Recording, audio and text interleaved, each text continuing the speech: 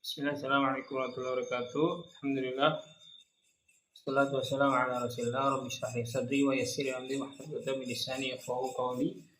Alhamdulillah, pada malam hari ini kita bisa bertemu kembali ya seperti biasa kajian atau acara mingguan kita, yaitu kelas tadabbur dan tahsin, di mana kita memulai dengan surat Al-Fatihah. Karena surat Al-Fatihah adalah surat yang paling pokok di dalam Al-Quran, yang dimana di dalam pertemuan pertama sudah saya jelaskan ya kenapa kita harus mempelajari surat Al-Fatihah, termasuk mentadaburinya, membenarkan bacaannya dan lain sebagainya. Di pertemuan sebelumnya kita sudah membahas keutamaan-keutamaannya dan juga membahas ayat pertamanya ya, yaitu Bismillahirrahmanirrahim. Kita juga sudah membenarkan bacaannya. Lalu ayat keduanya juga kita sudah sedikit membahas cara membacanya yang baik dan benar. Untuk yang ayat 2, Alhamdulillahirabbil alamin ya. Itu saya sudah sedikit jelaskan. Jadi setiap pertemuan kita tidak apa-apa satu ayat sedikit, tapi kita coba sambil tadaburi, sambil benarkan bacaannya, lalu sambil kita coba terapkan bagaimana pengamalannya yang baik dari ayat tersebut. Karena sesungguhnya Al-Quran diturunkan yaitu ya untuk menjadi pedoman di dalam hidup kita, itu dengan cara mengamalkannya. Ya, baik, langsung saja saya akan menjelaskan sedikit tafsirnya ya, atau kita coba mentadaburi dari surat Al-Fatihah ayat yang kedua, yaitu ayat Alhamdulillahirabbil alamin, yang dimana secara terjemahnya yaitu artinya segala puji bagi Allah, Tuhan semesta alam. Nah, atau biasa kita sebut juga dengan hamdalah. Nah, jadi sejak kita membaca basmalah yang sebelumnya ya, dari ayat pertama basmalah, jadi sebenarnya kita seharusnya sudah tahu dan terasa mengapa Allah yang paling layak dan paling tepat mendapatkan pujian. Nah, tadi secara maknanya segala puji, segala pujian. Nah, sebagaimana diungkap di ayat yang kedua ini, karena dengan Bismillahirrahmanirrahim saja kita seharusnya sudah paham, kita sudah tahu bahwa yang berhak mendapatkan pujian yang sesungguhnya itu hanya Allah Subhanahu wa Ta'ala. Dari ayat pertama sendiri. Nah, ditegaskan lagi di ayat yang kedua, Alhamdulillahirabbil alamin, segala puji bagi Allah. Kenapa? Yaitu karena Allah adalah Ar-Rahman dan Ar-Rahim yang tadi disebutkan di basmalah, yang dimana artinya itu yang memelihara seluruh alam. Yang dimana yang dengan Rahman dan Rahimnya itu silih berganti segala anugerah yang Allah berikan kepada seluruh makhluk termasuk manusia. Nah, maka dari itu dengan basmalah dan hamdalah bukan sekedar kita memulai segala sesuatu itu dengan menyebut nama Allah. Di pertemuan sebelumnya bagaimana kesimpulannya? Jadi usahakan setiap untuk pengamalannya ya, setiap yang kita lakukan, kegiatan yang kita lakukan itu usahakan selalu awali dengan basmalah, kegiatan yang positif ya, yang bermakna, sehingga pekerjaan tersebut, kegiatan tersebut menjadi lebih berkah dan kita bisa mendapatkan pahala, dan insya Allah dimudahkan dalam setiap kegiatan dan pekerjaan yang kita lakukan. Jadi dengan basmalah dan hamdalah ini bukan hanya sekedar kita memulai segala sesuatu itu dengan menyebut namanya, tapi sekaligus memujinya. Jadi bukan hanya bismillah menyebut nama Allah saja, tapi sekaligus juga dengan memuji Allah Subhanahu wa Ta'ala. Kenapa? Karena dengan anugerah Allah kita dapat melakukan sesuatu tersebut, melakukan kegiatan atau melakukan pekerjaan tersebut. Kalau bukan karena karunia Allah, bukan karena kehendak Allah, kita tidak akan bisa melakukan pekerjaan tersebut. Nah, jadi itu semua yang kita lakukan itu atas kasih sayang dari Allah Rahman Ar-Rahim. Nah, maka Allah memberi kita segala yang baik, segala yang tepat, yang sesuai untuk kita. Nah, meski mungkin kita sering merasa kurang menerimanya secara total karena tadi anggapan kita yang salah, seperti yang disebutkan di Al-Qur'an ya. Wa 'asa an takrahu syai'an wa huwa khairul lakum wa 'asa an tuhibbu syai'an wa huwa syarrul lakum. Nah, jadi terkadang yang menurut kita itu baik untuk kita, benar untuk kita, padahal menurut Allah itu salah. Itu tidak baik untuk kita. Dan begitupun sebaliknya, yang menurut kita itu tidak baik untuk kita atau salah untuk kita, padahal menurut Allah itu baik untuk kita. Banyak hikmah di baliknya. Kenapa kita tidak sesuai yang ekspektasi yang kita inginkan. Karena dengan demikian, ketika kita mengucapkan hamdalah tadi, alhamdulillahirabbil alamin, maka harus hadir di dalam hati kita, di dalam sanubari kita adalah bahwa segala yang bersumber dari Allah itu sudah pasti terpuji, karena segala puji. Jadi segala sesuatu yang semuanya bersumber dari Allah itu semuanya pasti terpuji. Kenapa? Karena Allah berhak dipuji. Atau tadi segala puji itu hanya milik Allah Subhanahu wa taala. Karena sesungguhnya meskipun kita memuji orang lain, itu hakikatnya kita memuji Allah. Kenapa? Karena yang menciptakan orang lain itu Allah Subhanahu wa taala.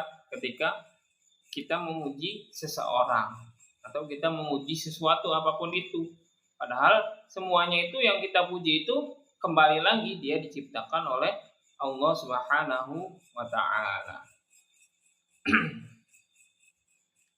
Nah, lalu kenapa tadi Allah berhak dipuji dan segala puji hanya milik Allah? Nah, hal ini itu karena yang diperbuat Allah itu telah memenuhi 3 kriteria.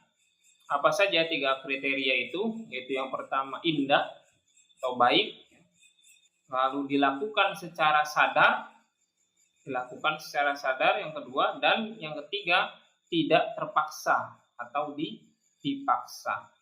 Nah, jadi apabila seseorang melakukan sesuatu dengan 3 kriteria tadi, dengan baik atau dengan indah, lalu dilakukan dengan sadar, dan juga dia tidak terpaksa atau dipaksa, maka ia juga pantas mendapatkan pujian.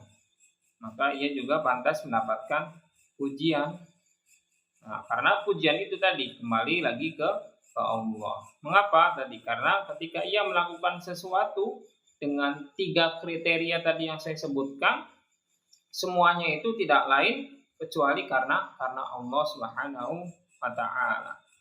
Jadi memuji orang itu adalah karena perbuatannya, misalkan yang baik, yang dermawan, dan lain sebagainya, yang dikerjakannya dia dengan atas kesadarannya sendiri atau kemauannya sendiri.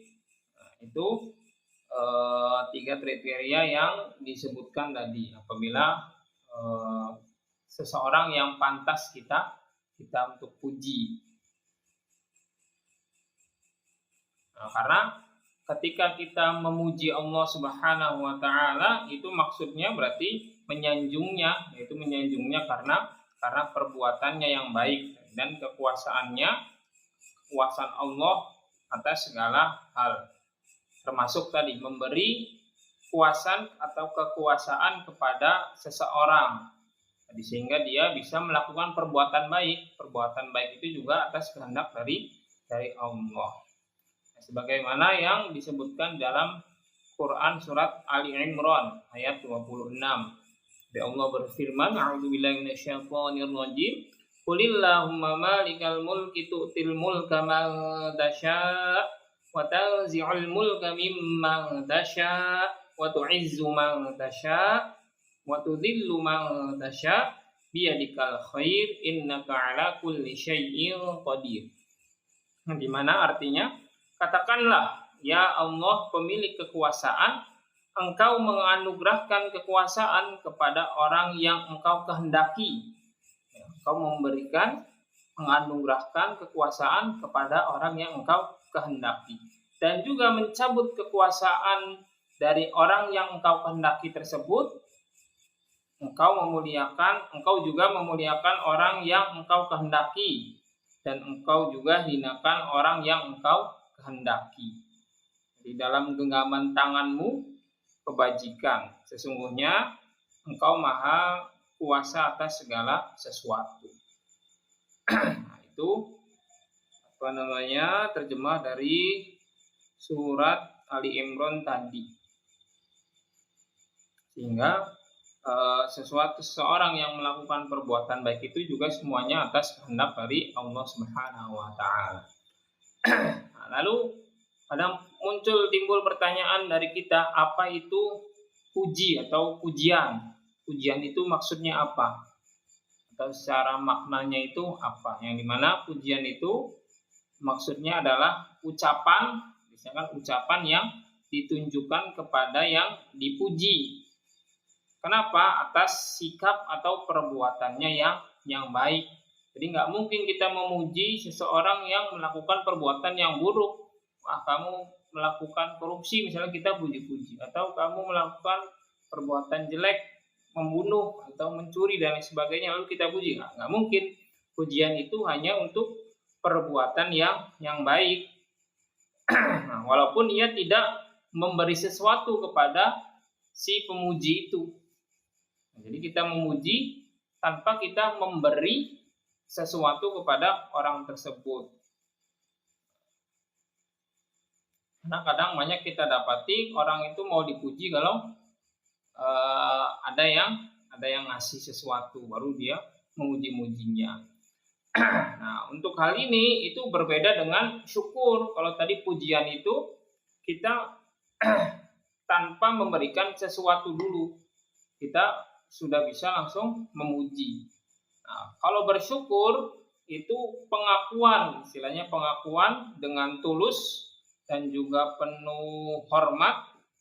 Jadi dalam hati kita dengan penuh tulus atas pemberian yang kita terima. Nah, kemudian kita ucapkan dengan lisan, dan kita tunjukkan juga dengan perbuatannya. Nah, jadi itu perbedaan pujian dan syukur. Kalau pujian kita belum dikasih apapun, kita sudah bisa memuji Allah, segala puji bagi Allah. Tapi kalau syukur itu kita dikasih dulu, kita dikasih nikmat, misalkan nikmat sehat, nikmat iman dan lain sebagainya, baru kita bersyukur. Kita baru mengucapkan syukurnya, dan juga harus diamalkan dengan perbuatannya, yaitu dengan kita diberikan nikmat sehat, berarti yang kita lakukan harus sholatnya harus lebih rajin, berarti kita harus lebih banyak bersedekah dan lain sebagainya. Nah, lalu baik pujian maupun syukur ini keduanya merupakan perintah dari Allah. Nah, hal ini sebagaimana ditegaskan di surat Luqman dan juga di surat Ibrahim, di mana ayatnya wala in sa'altahu man khalaqas samawati wal ard la yaqulunna Allah qulil hamdulillah bal aktsaruhum la ya'lamun. Dan sesungguhnya jika kamu tanyakan kepada mereka siapakah yang menciptakan langit dan bumi, tentu mereka akan menjawab Allah. Maka katakanlah segala puji bagi Allah. Nah, tetapi bal aktsaruhum la ya'lamun, tetapi kebanyakan mereka tidak mengetahuinya. Atau di ayat yang surat Ibrahim tadi, wa idza adzana rabbukum la in syakartum la azidannakum wa la in kafartum inna 'adzabi lasyadid. Nah, ini sudah masyhur ya untuk ayat ini, yang dimana artinya Dan ingatkan juga tatkala Tuhanmu memaklumkan, sesungguhnya jika kamu bersyukur pasti kami akan menambah nikmat kepadamu. Dan jika kamu mengingkari nikmat yang telah aku berikan, maka sesungguhnya azabku sangat pedih. Jadi Allah itu mengajarkan pujian terhadapnya dengan kalimat yang sederhana, singkat, pendek. Jadi cukup dengan alhamdulillah. Nah, hal ini mengajarkan juga kepada kita agar tidak berlebihan dalam memuji selain Allah Subhanahu wa taala. Masa kita memuji Allah saja kita dengan kalimat yang sederhana, alhamdulillah, tapi ketika memuji ciptaannya kita berlebihan, wah masya Allah ini wah, biasanya banyak itu yang seperti itu terlalu berlebihan. Nah, biasanya misalkan kita mengidolakan seseorang atau mengidolakan meskipun itu ustadz atau ulama, tapi kita jangan sampai terlalu berlebihan atau secara bahasanya namanya gulu, berlebihan dalam memuji seseorang. Kenapa? Karena sebab memuji orang misalnya tadi secara berlebihan akan menimbulkan rasa angkuh bagi yang dipujinya tadi. Lalu juga akan menimbulkan rasa kemunafikan. Dia mungkin di depan terlihat baik, tapi ketika tidak ada orang yang memuji dia malah berbuat tidak baik. Dan juga tentunya menambahkan kedurhakaan kepada Allah Subhanahu wa taala. Jadi kalimat pujian tersebut biasanya juga digunakan sebagai bentuk persona ketiga. Jadi seakan-akan yang dipuji itu tidak berada di hadapan yang dipuji. Nah, tadi Allah menjelaskan itu alhamdulillah itu. Jadi kalau di bahasa Arab itu pakai domirnya domir ghaib. Dia dipuji tapi domirnya kita tidak ada orangnya, tidak ada di situ. Itu yang dimaksud dengan domir ghaib kalau di bahasa Arab. Jadi tidak, yang dipuji itu seakan-akan tidak berada di hadapan yang dipuji. Nah, ini juga bisa kita ambil maknanya, bisa kita tadabbur, kita ambil pelajarannya supaya apa? Agar pujian itu lebih baik tidak disampaikan langsung, tidak bisa sampaikan langsung di hadapan yang dipuji. Nah, kenapa? Karena sebab bila disampaikan langsung itu biasanya kita akan menimbulkan beberapa kemungkinan. Kemungkinan pertama biasanya kita ada bermaksud untuk menjilat orang yang dipuji. Jadi supaya kita lebih dekat atau apa. Jadi ada maunya. Atau kita berpura-pura bisa jadi. Di depan-depan kita memuji tapi di belakangnya kita malah menjelek-jelekan. Nah, itu tidak boleh. Atau ketika memuji hanya ketika tadi diberi, kalau kita dikasih baru dipuji, itu dan lain sebagainya. Banyak hal-hal yang mudorotnya, yang buruknya ketika kita memuji orang secara langsung di hadapannya. Nah, hal ini tapi berbeda ya dengan ibadah kepada Allah yang harus langsung. Karena tadi hanya kepada Mulah kami menyembah. Jadi kita itu diperintahkan memuji Allah itu baik dikala suka atau senang maupun dikala duka dan sedih. Jadi dalam keadaan apapun kita diperintahkan untuk memuji Allah. Kalau pujian yang pertama tadi sangat mudah tentu ketika kita senang, ketika kita diberikan nikmat, ketika kita sedang suka, itu pasti akan mudah. Sementara yang kedua itu biasanya ini yang tidak mudah. Apalagi kalau kita hanya mengingat tadi bencana atau musibah yang kita alami, yang kita terima. Yang sebenarnya musibah atau bencana yang kita terima itu tidak apa-apanya, pasti lebih sedikit dibandingkan yang Allah berikan, dibandingkan pemberian dari Allah yang itu dimana lebih menyenangkan kita sebenarnya.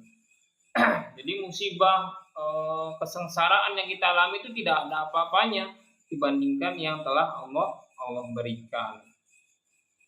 Nah, maka dari itu bagi orang yang selalu mendirikan sholat dan membiasakan dan mengucapkan hamdalah, nah, tidak ada lain kecuali alhamdulillah. Jadi dalam keadaan apapun ya, alhamdulillah ala kulli hal. Itu kita mengucapkan hamdalah dalam setiap keadaan apapun yang terjadi, tetap alhamdulillah. Jadi meskipun ketika kita terkena musibah, terkena bencana, kita tetap mengucapkan alhamdulillah. Karena yang diberi Allah itu masih lebih banyak dibandingkan kesengsaraan yang kita alami. Nah, lalu selanjutnya memuji Allah juga sesungguhnya tidak hanya sebatas ucapan saja. Kita hanya mengucapkan alhamdulillah, alhamdulillah, alhamdulillah saja, tapi seharusnya lebih dari itu. Dari dalam pengamalannya itu seharusnya lebih dari itu. Justru bagaimana caranya agar kita dapat meneladani Allah Subhanahu wa taala, yaitu apa? Selalu melakukan atau memproduksi bahasanya segala yang baik dan terpuji. Jadi, memuji Allah itu artinya tadi mewujudkan dan membangun kehidupan dan peradaban yang terpuji, baik bagi diri sendiri maupun umat manusia secara keseluruhan. Nah, maka untuk mewujudkan diri dan masyarakat yang terpuji tersebut, Allah mengajarkan nih caranya, yaitu dengan apa? Dengan perilaku yang bersih atau perilaku yang suci, atau biasa saya kenal juga dengan tasbih, dan juga tidak tercela. Maksudnya apa? Yaitu tidak mempraktikkan pola hidup yang kotor, yang tidak bersih, yang menyimpang. Itu kita jangan berbuat seperti itu. Nah, apabila pola ini sudah kita lakukan, maka pasti Allah menjanjikan yang namanya kesejahteraan. Artinya, kita jangan pernah berharap untuk hidup sejahtera, aman, tentram, untuk kita menjadi memimpin menjadi hati yang tentram dan tenang. Kalau perilaku dan praktek kita atau perilaku sehari-hari kita itu kotor, menyimpang, tercela, tidak terpuji, jadi karena tidak pantas dipuji. Nah, maka cara yang diajarkan Allah ini juga dijelaskan di dalam ayat Al-Quran. Seperti misalkan surat An-Naml, itu ada di ayat 54 sampai 66. Atau juga ada di surat Hud ayat 33 dan lain sebagainya. Nanti bisa dicek sendiri ya. Nah, maka dengan demikian jelas bahwa timbul dan tenggelamnya peradaban manusia itu berkaitan dengan tasbih dan tahmid. Itu perilaku manusia itu sendiri. Jadi perilakunya itu bersih atau kotor, perilakunya terpuji atau tercela. Itu yang yang mempengaruhi timbulnya dan tenggelamannya peradaban manusia. Ya, mungkin termasuk di zaman sekarang. Kenapa peradaban Islam di zaman sekarang itu tenggelam, tidak muncul? Bisa jadi karena dari orang-orang muslimnya sendiri, mereka banyak yang berperilakunya tercela, banyak melakukan perbuatan tercela, dia tidak terpuji. Maka tentu saja peradaban Islam akan tenggelam. Nah, maka Allah mengajarkan juga tarbiyah namanya tarbiyah syar'iyah atau tarbiyah syar'iyah ta'limiyah bahasa Arab. Jadi yaitu melalui wahyu dan disampaikan kepada para rasul-rasulnya. Nah, maka pada tarbiyah kedua inilah Allah memberi hukuman baru. Memberi hukuman bagi yang melanggar dan pahala bagi yang taat. Yaitu dengan cara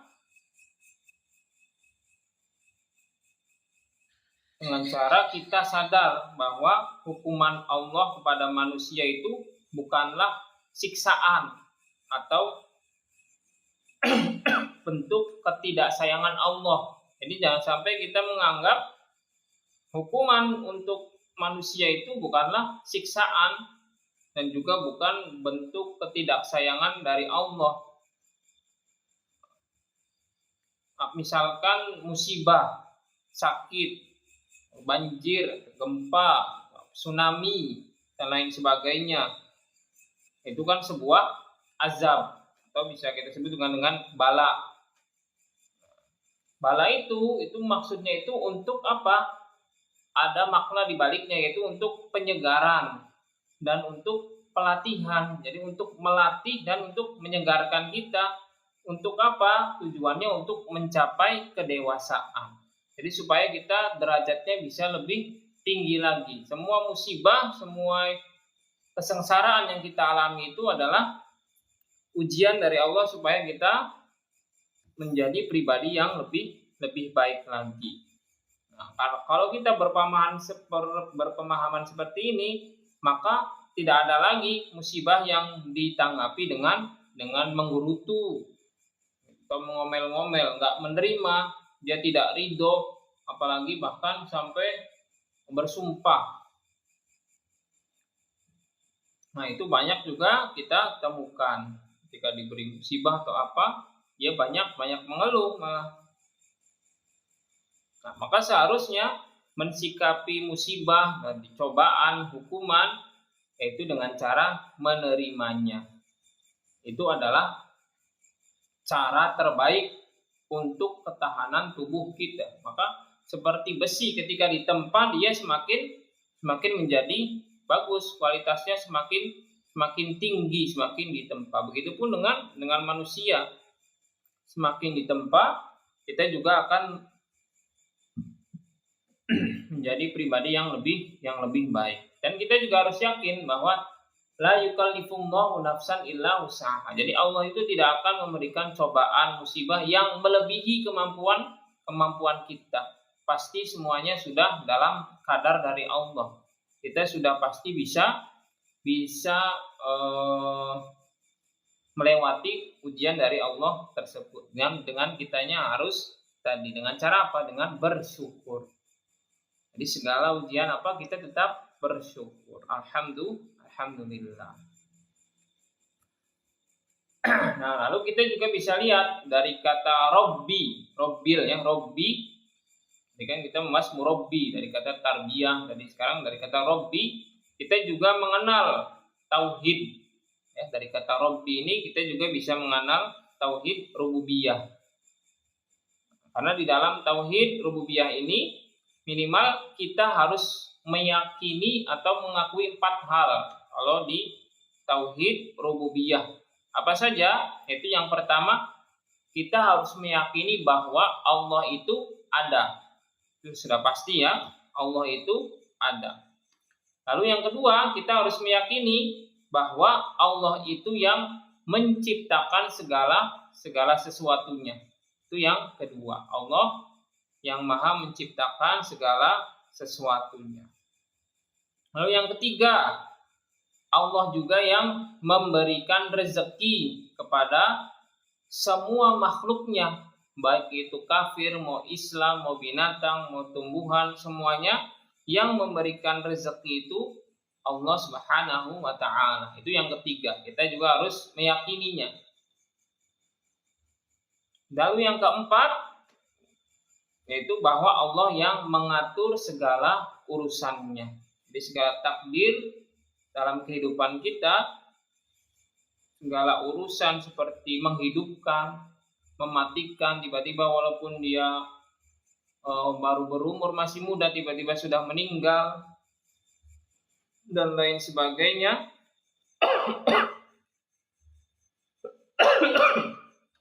Itu semuanya atas kehendak dari Allah. Allah yang telah mengaturnya. Jadi tadi ada empat poin ya, minimal yang harus kita yakini dalam tauhid rububiyah. Saya sebutkan lagi sedikit. Tadi yang pertama, kita harus yakin bahwa Allah itu ada.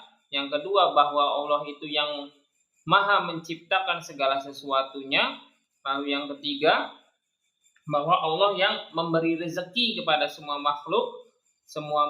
Dan yang terakhir, bahwa Allah yang mengatur segala urusannya, baik itu menghidupkan, mematikan, menumbuhkan, membinasakan, membesarkan, dan lain sebagainya. Karena dengan pengakuan yang 4 tadi itu, mestinya kita sadar bahwa kita itu ada karena diadakan atau diciptakan oleh Allah Subhanahu wa taala. Kita juga termasuk makhluk. Jadi kita tidak bisa menciptakan diri kita sendiri tahu-tahu dreng ada. Itu tidak mungkin. Nah, maka salah satu alasan pokok mengapa kita harus atau mesti memuji Allah yaitu adalah karena kita ada. Itu saja yang simpel. Kenapa kita memuji Allah? Ya karena ada kita di sini. Karena Allah yang menciptakan. Itu yang alasan yang paling simpel, yang paling ringan kenapa kita harus memuji Allah. Karena setelah kita meyakini pengakuan tersebut, maka kita juga harus menyadari bahwa yang menyediakan fasilitas kita untuk hidup semuanya itu sampai kita meninggal itu adalah Allah Subhanahu wa taala. Karena semuanya sudah disediakan oleh Allah. Nah, ini sebagaimana ditegaskan juga di dalam Quran surat Hud ayat 6. Wa ma min dabbatin fil ardi illa 'ala Allahi rizquha wa ya'lamu mustaqarraha wa mustawda'aha kullun fi kitabim mubin. Dan tidak ada suatu binatang melata pun di bumi melainkan Allah lah yang memberi rezekinya dan Dia mengetahui tempat berdiam binatang itu dan tempat penyimpanannya. Semuanya itu tertulis dalam kitab yang nyata atau sering kita sebut dengan lauh mahfuz. Jadi semua yang kita jalani di kehidupan ini semuanya itu sudah diatur di lauh mahfuz. Jadi kita tidak perlu pusing lagi sehingga hidup kita itu akan menjadi lebih tenang, lebih nyaman. Kita nggak mungkin lagi merasakan kesedihan, kegalauan, kegundahan kalau kita sudah meyakini hal tersebut tadi. Sehingga kita bisa menikmati kehidupan yang kita jalani. Jadi tugas kita itu hanya menjemput saja. Menjemput rezekinya, kita jemput dan mengelolanya dengan tadi kerja keras. Jadi tetap bukan berarti sudah ditakdirkan kita hanya berdiam diri saja, rezekinya datang sendiri. Tidak seperti itu. Kita tetap harus kerja keras. Kita tetap harus berusaha untuk mendapatkan yang kita jemput, bukan kita menunggunya. Karena di dalam surat Al-Baqarah juga disebutkan alladzina yu'minuna bil ghaibi wa yuqimunas sholata wa mimma razaqnahum yunfikun. Itu mereka yang beriman kepada yang ghaib, yang memberikan salat dan menafkahkan sebagian rezeki yang kami anugerahkan kepada mereka. Nah, jadi kita tidak boleh berpangku tangan, tadi berdiam diri menanti uluran dari tangan dari Tuhan. Kita hanya berdiam diri saja. Atau kita juga tidak boleh kikir, pelit dalam rezeki. Kita serakah, jadi semuanya kita kuasai, kita monopoli semuanya. Karena menurut Imam At-Tailah yang perlu diperhatikan itu adalah apa yang dituntut dari kita. Jadi tadi apa yang dituntut menjemput, mengelola, berbagi. Jadi bukan yang dijamin untuk kita rezekinya tadi. Karena kita sebagai makhluk itu kita harus siap dan mau diatur oleh Allah. Jadi kita tidak boleh mengatur dan membuat aturan sendiri yang dimana tidak bersumber dari Allah Subhanahu wa Ta'ala. Nah, lalu selanjutnya kita harus tahu bahwa ada dua hukum yang harus kita patuhi atau yang harus dipatuhi oleh orang-orang yang beriman, yaitu hukum taklif.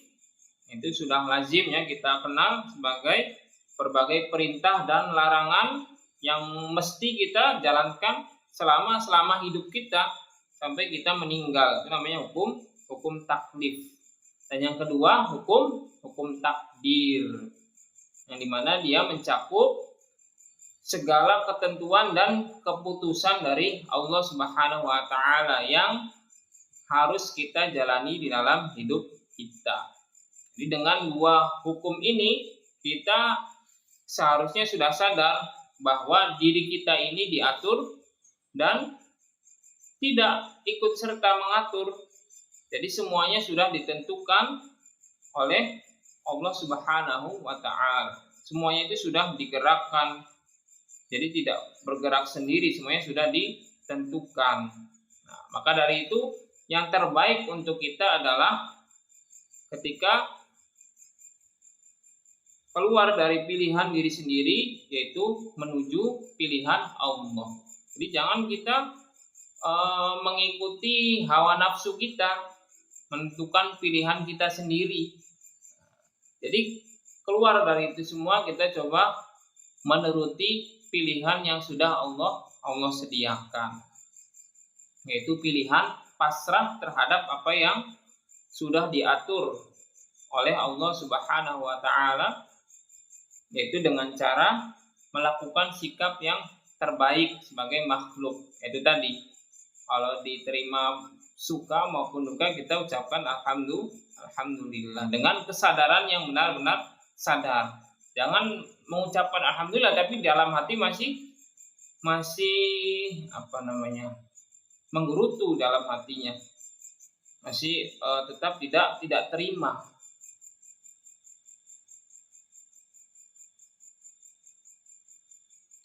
Nah, jadi tadi kita harus pasrah ya, semuanya sudah diatur di seluruh alam ini, semuanya sudah diatur oleh Allah. Karena itu juga yang ditunjukkan tadi oleh langit, mau itu bumi, mau hewan, binatang, itu semuanya sudah di ruang lingkup dari kata tadi al-alamin. Semuanya sudah di ruang lingkup al-alamin. Jadi hakikat iman itu tadi hanya bisa diraih melalui dua hal, yaitu mengerjakan perintahnya dan menerima ketentuannya tadi.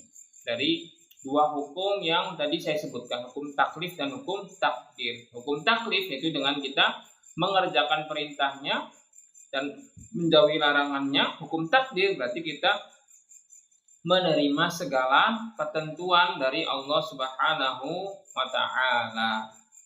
Jadi tadi kesimpulannya di dalam ayat kedua ini, alhamdulillahirabbil alamin, kita sudah mempelajari tadi. Jadi baik dalam keadaan suka duka kita tetap ucapkan alhamdulillah. Kenapa? Karena Rabbil alamin. Karena Tuhan itu Allah yang sudah mengatur semuanya, yang sudah mengatur semua makhluknya, termasuk kita sebagai manusia.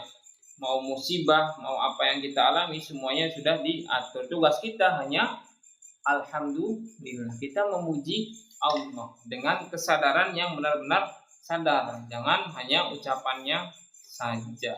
Itu tugas kita tadi, tinggal melaksanakan perintahnya dan menerima segala ketentuannya.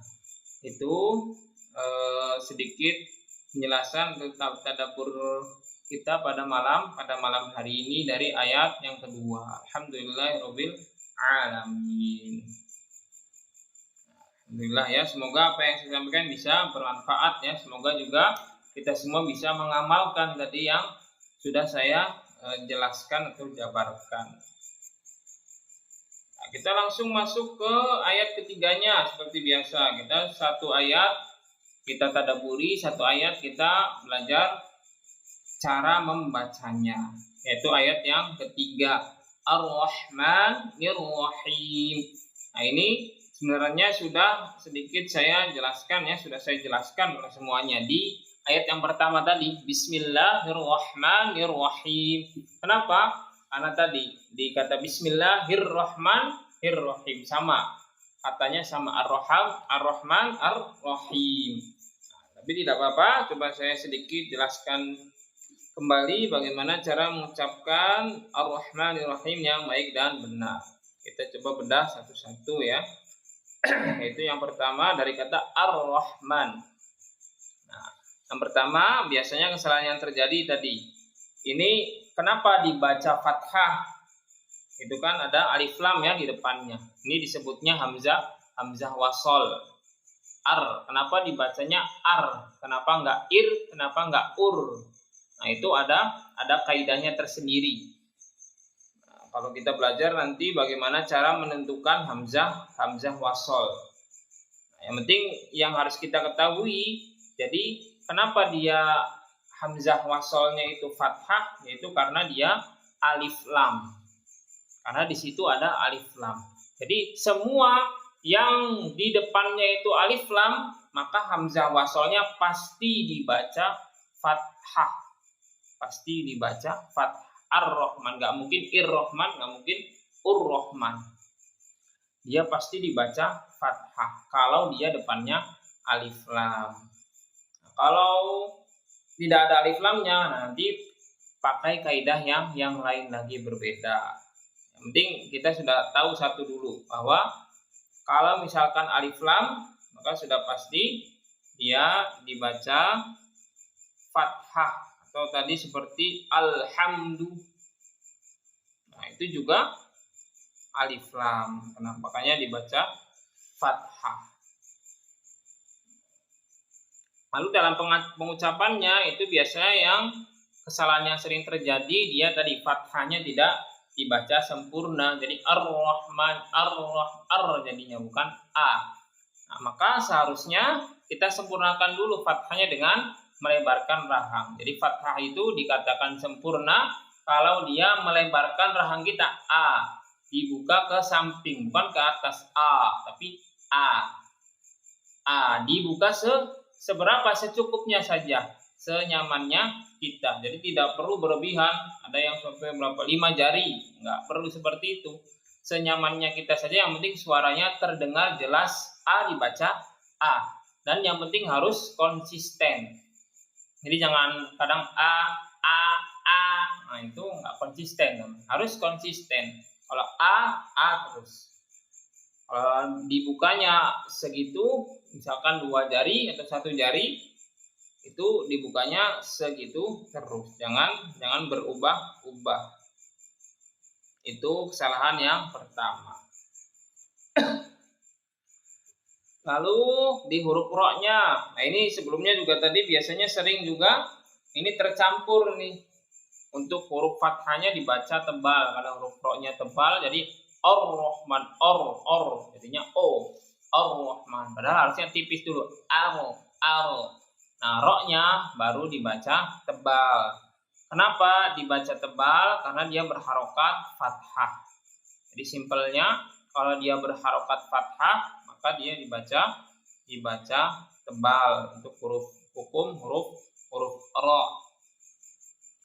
Nah, paling biasanya kesalahan yang terjadi dalam pengucapan huruf ro itu dia mulutnya ikutan maju, padahal dia makhrajnya atau tempat keluarnya itu ada di alisan, bukan di bibir, bukan di asyafatain. Jadi ketika pengucapan huruf ro tidak perlu bibirnya ikut gerak maju ke depan.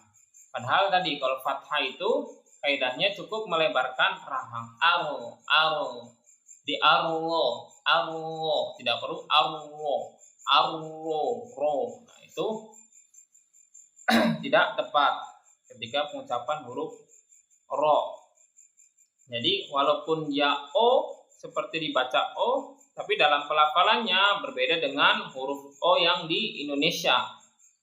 Tapi sama fathah dia harokatnya. Ro, jadi ro. Bagaimana cara pengucapannya supaya dia tebal? Yaitu dengan kita menaikkan pangkal lidah kita.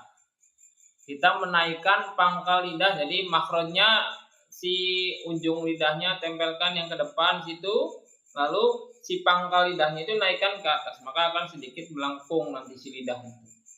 Tempelkan ke atau naikkan ke atas, terangkat ke atas. Nah, sehingga ketika si suara itu keluar dari tenggorokan, maka dia akan terhalangi oleh pangkal lidah tadi. Nah, maka si suara itu akan ke atas nanti. Nah, itulah yang menyebabkan suaranya menjadi lebih tebal. Jadi si suaranya itu nggak langsung keluar ke mulut, keluar dari mulut keluar, tapi dia ke atas dulu. Itu yang membuat dia menjadi tebal. Aro. Nah, ini juga biasanya kesalahan yang ro itu diputus atau ditahan, padahal huruf ro itu dia termasuk ke dalam, kalau dari segi suaranya itu namanya sifatnya bainiyah atau tawassut. Apa saja huruf-huruf tawassut itu yang termasuk sifat tawassut tadi? Lin umar, lin umar, lam nun ain mim dan ro itu termasuk tawassut. Jadi suaranya harus dialirkan, walaupun dialirkannya jangan terlalu banyak. Jangan terlalu banyak seperti huruf-huruf rokhawah, karena khawatir nanti ro-nya seperti ada dua, double. Jadi jangan ar-rahman, tapi Allah. Yang penting jangan terputus, sedikit saja. Allah. Jangan juga diputus. Ro. Nah, jangan juga seperti itu. Jadi harus bersambung, jangan terputus, jangan terlalu banyak juga mengalirnya. Allah, ya, Allah. Lanjut ke huruf selanjutnya, huruf H, ya. Huruf H di mana makhrajnya dia di tengah tenggorokan. Pernah sudah saya bahas juga di ayat yang kedua tadi, ada alhamdu, ya, sama. Itu makhrajnya di tengah tenggorokan tadi. Kalau masih belum ketemu, biasanya sering tertukar dengan huruf H. Ar-Rahman, Rahman. Kalau yang H itu dia maknanya di pangkal tenggorokan, di bagian paling pangkal, bagian paling bawah tenggorokan. Sementara huruf H dia di tengah tenggorokan. Jadi bisa dicari itu makhrajnya dengan cara disukunkan atau ditasdidkan. Jadi ah. Nah, cirinya nanti kalau sudah bisa ketemu, coba tasdidkan ah. Nah, cirinya dia bisa dialirkan kalau sudah benar makhrajnya. Ahi.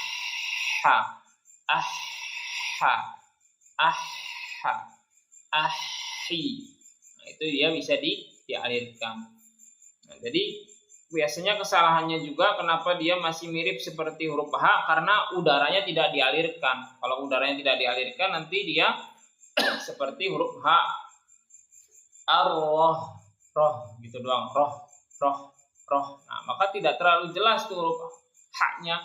Padahal nanti huruf H itu dia punya sifat hamas namanya. Hamas itu berarti dia dari segi udaranya harus dialirkan. Jangan terputus. Yang dimana hurufnya itu ada fahathahu syakhsun sakat. Kalau di matanya, ya, itu diantaranya ada huruf H. Maka udaranya harus dialirkan, suaranya juga harus dialirkan dalam pengucapannya. Jadi makhrajnya di tengah tenggorokan, suaranya dialirkan, udaranya dialirkan. Jadi dalam pengucapannya jadi Allah. Roh. Nah, supaya tipis, karena huruf H ini dia termasuknya nanti istifal dan juga infitah. Jadi kita sedikit tarik mulutnya, jangan ar-roh. Roh. Dibuka mulutnya, ya, supaya lebih tipis. Ar-roh. Seperti itu untuk huruf H.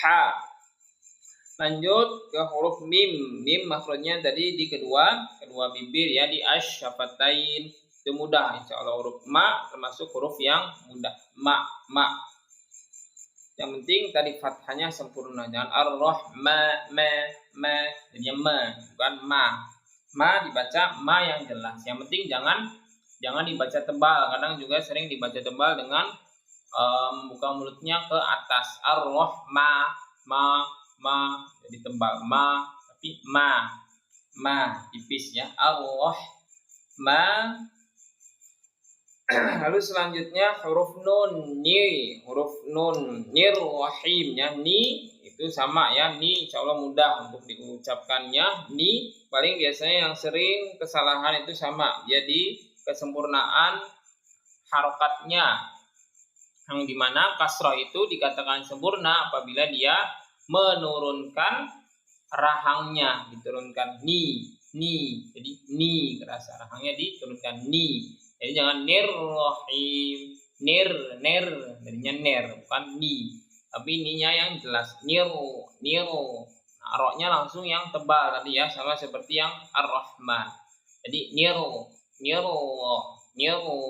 Dan jangan diputus tadi ya, sama. Niru. Tadi huruf ro sama kurang lebih, lalu hi juga sama ya, seperti yang ha tadi, cuman ini dia berharokat. Rohim, alirkan dulu udaranya, jangan rohim. Itu sering biasanya pengucapannya seperti huruf ha, rohim. Kenapa? Karena udaranya tidak dialirkan dulu. Jadi untuk persiapannya alirkan dulu udaranya. Ar-rohim, ahim gitu. Nirrohim. Itu dipanjangkan ya, him itu mad arid disukun. Itu boleh memilih antara 2, 4 atau 6, tapi biasanya saya sarankan di 4 harokat saja supaya lebih mudah. Him. Yang terakhir huruf mimnya. Tadi huruf mim dia punya sifat namanya tawassut. Kalau tawassut berarti jangan diberhentikan, jadi alirkan sedikit. Rohim, him. Jangan him, jangan diberhentikan, karena dia sifatnya dari tawassut atau bainiyah. Rahim dialirkan ya. Baik, sudah selesai untuk penjelasannya ya, kurang lebih untuk panjang pembahasan kesalahan-kesalahannya dan cara mengucapkan yang benar. Ini saya coba contohkan dulu. Ar-Rahmanir-Rahim. Ya, sekali lagi saya contohkan. Ar-Rahmanir-Rahim. Itu ya, cara pengucapannya seperti itu. Nah, baik, sekarang coba kita praktek. Ini ada Bapak Toto ya. Masih ada Bapak Toto? Mau coba baca Ar-Rahmanir-Rahim?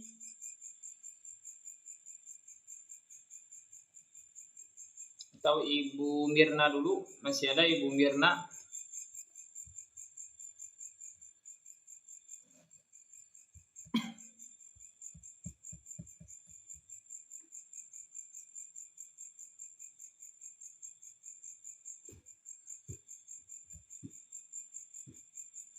Coba praktek ayat 3-nya. Ar-Rahmanir-Rahimnya. Ibu Mirna, silakan coba baca.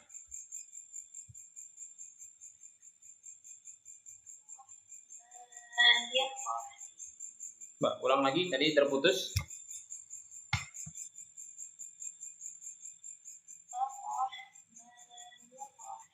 Nah, ma-nya terlalu panjang ya, jangan Ar-Rahmanir-Rahim. Jangan nirrahim, tapi nirrahim, ro-nya alirkan dulu. Nirrahim, jangan langsung, jangan nirrahim, tapi nirrahim, disempurnakan dulu tasdidnya.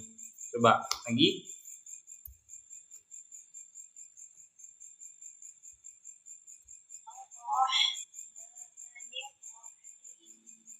Ya, sudah lebih baik, tapi masih kurang ya.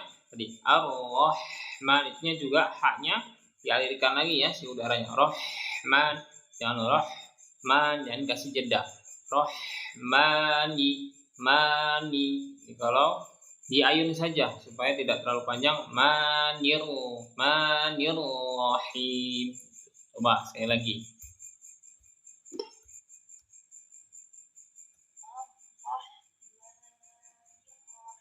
Masih kepanjangan banyak. Maniru. Coba.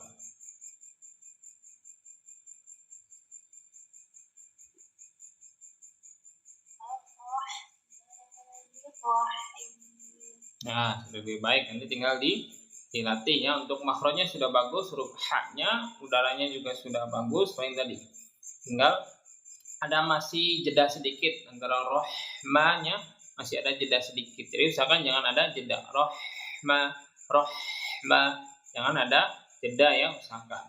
Lalu ma-nya tadi ya, jangan terlalu panjang. Maniru sama tadi niru. Jadi jangan niruhim, jangan terputus, alirkan niruhim. Nah, itu ya, nanti tinggal dilatih lagi. Nanti coba kalau mau dikoreksi lagi juga nanti juga boleh. Nanti tinggal dikirimkan via voice note ya, nanti ke nomor admin, nanti saya koreksi lagi kalau sudah dilatih lagi tadi ya. Sekarang Bapak Toto sudah ada?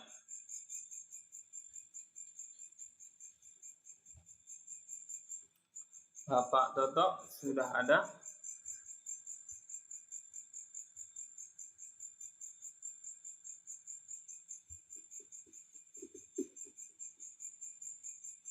Nah, kalau tidak ada nanti bisa juga kita untuk prakteknya dikoreksinya via voice note ya. Nanti untuk peserta yang lain juga apabila yang ingin dibenarkan bacaannya dikoreksi, silakan bisa mengirimkan voice note ke nomor admin tadi ya. Ar-Rahmanir-Rahim. Dari awal juga boleh, dari Bismillahirrahmanirrahim, Alhamdulillahirrahmanirrahim, Ar-Rahmanirrahim. Coba sedikit terakhir saya contohkan dari Bismillah sampai Ar-Rahmanirrahim ya, supaya nanti bisa dibandingkan ketika kita sedang praktek ya. Bismillahirrahmanirrahim. Alhamdulillahi Rabbil Alamin. Ar-Rahmanir-Rahim. Itu ya. Nanti tinggal bisa disamakan ya untuk cara membacanya dari basmalah sampai Ar-Rahmanir-Rahim. Ini tinggal dipraktekkan. Semoga nanti bisa lebih baik lagi dari segi pengucapannya. Ya, baik, paling itu saja untuk kegiatan kita pada malam hari ini. Semoga apa yang saya sampaikan bisa bermanfaat dari segi tadabburnya. Kita bisa lebih berpikir lagi tentang tadi ayat tadi, dan juga tentu saja pada akhirnya kita harus mengamalkannya. Dan juga kita juga tadi semoga bisa lebih memperbaiki lagi bacaan para peserta ya, terutama dari surat Al-Fatihahnya, sehingga ketika sholat kita juga bisa lebih yakin lagi dalam membaca Al-Fatihah. Ya, aku qouli hadza astaghfirullah li wa lakum innahu wal ghafurur rahim. Kita tutup dengan hamdalah dan doa qiratul majelis. Alhamdulillahirabbil alamin. Subhanakallahumma bihamdika asyhadu an la ilaha illa anta astaghfiruka wa atubu ilaik. Wassalamualaikum warahmatullahi wabarakatuh.